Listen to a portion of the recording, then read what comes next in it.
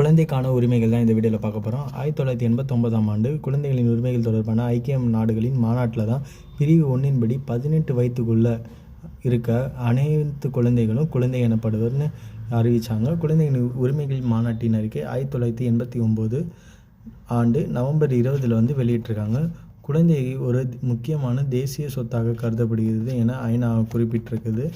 1978 சர்வதேச பெண்கள் ஆண்டு, 1979 சர்வதேச குழந்தைகள் ஆண்டு. இந்த அறிவிக்கை நவம்பர் 20 அறிவித்தாங்க தெரியுமா, அந்த நாள் தான் சர்வதேச குழந்தைகள் ஆண்டு ஐநா சபை அறிவித்துள்ளது. அதுக்கு முன்னாடி சர்வதேச பெண்கள் ஆண்டு. கல்வி உரிமை சட்டம் 6 முதல் 14 வயது வரையான அனைத்து குழந்தைகளுக்கும் இலவசமான கட்டாய கல்வியை அரசு வழங்குவதற்கு சட்டப்பிரிவு 21A வழிவகை செய்கிறது.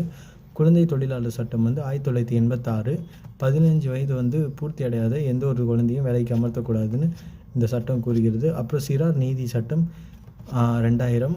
இந்த சட்டம் பொதுவான கவனிப்பு இல்லாமல் இருக்கும் குழந்தைகளை நட்பு ரீதியில் அணுகி அவர்களை சீர்திருத்த முயற்சி மேற்கொள்கிறது. போக்சோ சட்டம் 2012 பாலியல் குற்றங்களிலிருந்து குழந்தைகளை பாதுகாக்கும் சட்டம். குழந்தைகளின் நலனே மிக முக்கியம் அளிக்கப்பட வேண்டிய அம்சம் என கருதுகிறது.